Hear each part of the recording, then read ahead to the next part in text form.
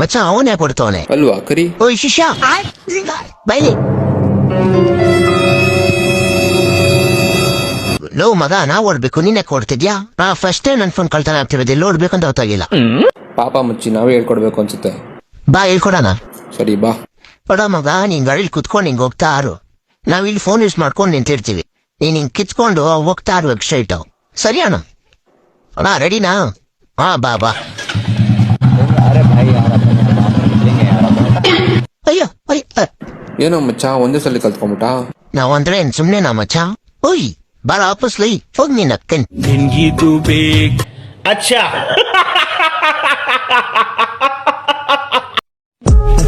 ಮಗನೆ, ಜೀವನದಲ್ಲಿ ಕರೆಕ್ಟ್ ಆಗಿ ಓದ್ಲಿಲ್ಲ ಬರೀಲಿಲ್ಲ ಅಂದ್ರೆ ಈ ಅಂಕಲ್ ತರನೇ ಕೂಲರ್ ಕ್ಲೀನ್ ಮಾಡ್ಕೊಂಡಿರ್ಬೇಕಾಗತ್ತೆ. ಯಾಕೋ ಬೋಳಿ ಮಗನೆ, ಈ ಕೆಲಸದಲ್ಲಿ ಏನ್ ತಪ್ಪಿದೆ? ನಂದು ಸ್ವಂತ ಬಿಸ್ನೆಸ್ ಇದೆ. ಇವಾಗ ನಿನ್ನ ಹತ್ರ ಎಸಿ ಕ್ಲೀನ್ ಮಾಡಕ್ಕೆ ಎಷ್ಟು ಇಸ್ಕೊತಾ ಇದ್ದೀನಿ? 300 ರೂಪಾಯಿ. 30 ನಿಮಿಷದಲ್ಲಿ ಒಂದು ಎಸಿ ಕ್ಲೀನ್ ಆಗುತ್ತೆ. ಅಂದ್ರೆ 30 ನಿಮಿಷಕ್ಕೆ 300 ರೂಪಾಯಿ. ದಿನಕ್ಕೆ 10 ಎಸಿ ಕ್ಲೀನ್ ಮಾಡ್ತೀನಿ ಅಂದ್ರೆ 3000. ತಿಂಗಳಿಗೆ 90,000 ದುಡಿತೀನಿ ಕಣಲ್ಲ ಒಬ್ಡೆ. ನೀನೇನ್ ಕಂಪ್ನಿಯಲ್ಲಿ ಕೆಲಸ ಮಾಡೋದು? ಹೌದು. ಯಾಕೆ? ತಿಂಗಳಿಗೆ ಎಷ್ಟು ದುಡಿತೀಯಾ? 30,000. ಇಷ್ಟ ಪೇಮೆಂಟ್ ನನ್ ಬಗ್ಗೆ ಮಾತಾಡ್ತೀಯಾ? ಮಗನೇ, ಲೈಫ್ ಅಲ್ಲಿ ಬಿಸ್ನೆಸ್ ಮಾಡೋ ಬಿಸ್ನೆಸ್. ಈ ಜಾಬ್ಗಳಲ್ಲಿ ಏನ್ ಲೌಡಾನು ಆಗಲ್ಲ. $30,000 ತಿಂಗಳಿಗೆ 20 ಲಕ್ಷ. ಆಪಲ್ ಕಂಪ್ನಿ ಕೆಲಸ ಮಾಡೋದು ನಾನು. ಗುರು, ನಿಮ್ ಕಂಪ್ನಿಯಲ್ಲಿ ಒಂದ್ ಕೆಲಸ ಕೊಡಿಸ್ಬಿಡು ಗುರು. ಮೈಸೈ ಎಲ್ಲ ನೋಡ್ಬಿಟ್ಟೈತೆ. ಎಸಿ ಕ್ಲೀನ್ ಮಾಡಿ.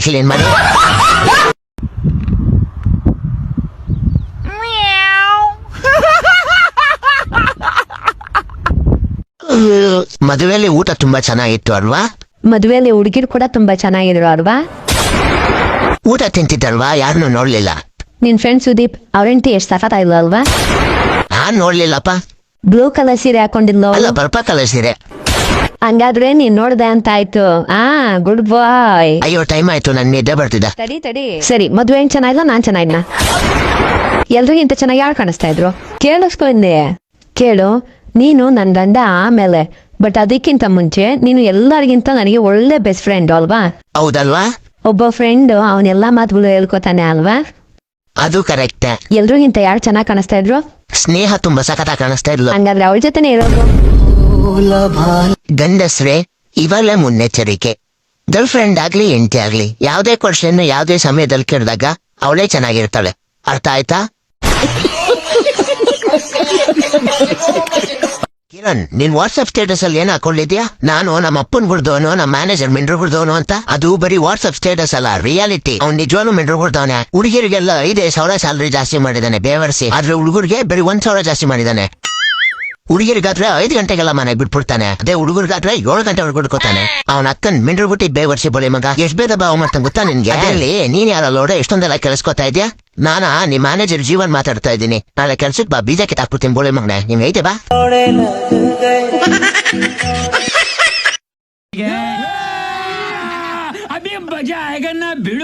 You bastard, don't you understand a single thing what I've been saying? I have told you so many times what to do, what not to do, what to wear, what to eat, but you don't understand. I am fed up of you. Hush, I don't want to leave with you. Break up, yaar. ಮಚಾ ಏನಲ್ಲ ಅವಡೆ hats off ಮಚಾ. ಯಾಕೆ? ಅವಳು ಅಷ್ಟೊಂದೆಲ್ಲ ಬೈದ್ರು ನೀನ್ ಒಂದ್ ಮಾತು ಹೇಳಿಲ್ವಲ್ಲ. ನೀನ್ great ಮಚಾ. ಲೌಡ great. ಮಿಂಡ್ರು ಗುಡ್ದವಳು ಅವಳು ಏನ್ ಹೇಳಿದ್ಲು ಅವಳಿಗೆ ಅರ್ಥ ಆಗ್ಬೇಕು. ಅವಳು ಇಂಗ್ಲಿಷ್ ಮೀಡಿಯಂ ಮಿನ್ರಿ, ನಾನು ಗೌರ್ಮೆಂಟ್ ಸ್ಕೂಲ್ ಹುಡುಗ. ಅದೇ ಕನ್ನಡದಲ್ಲಿ ಬೈದಿದ್ರೆ ಅವ್ರ ಮನೆಯವ್ರನ್ನೆಲ್ಲ ಹೇಳದ್ ಬಿಡ್ತಿದ್ದೆ. ಆದ್ರೂ ಹ್ಯಾಟ್ಸ್ ಆಫ್ ಮಚಾ.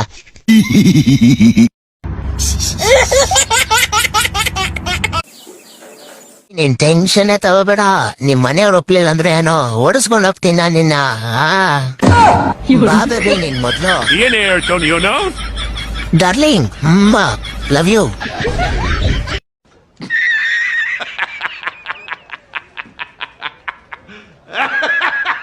ಅಮ್ಮಮ್ಮ ಹೇಳು. ನಾನು ಆಲ್ರೆಡಿ ಹುಡುಗಿನ ನೋಡಿದ್ದೀನಿ. ನಾಳೆ ಇಬ್ರು ಹೋಗ್ಬಿಟ್ಟು ಮದುವೆ ಮಾತುಕತೆ ಮುಗಿಸ್ಕೊಂಡ್ ಬರೋಣ. ಹೌದಾ? ಹುಡುಗಿ ಎಷ್ಟಾದ್ರೆ ಬೇಗ ಮದುವೆ ಆಗಿ ಅದಕ್ಕೆಲ್ಲ ಯಾಕೆ ನನ್ನ ಕರ್ಕೊಂಡು ಹೋಗ್ತೀರಾ? ಮಿಂದ್ರಿ, ನನ್ಗಲ್ಲ ನೀನಿ ಮದುವೆ ಮಾಡಕ್ಕೆ.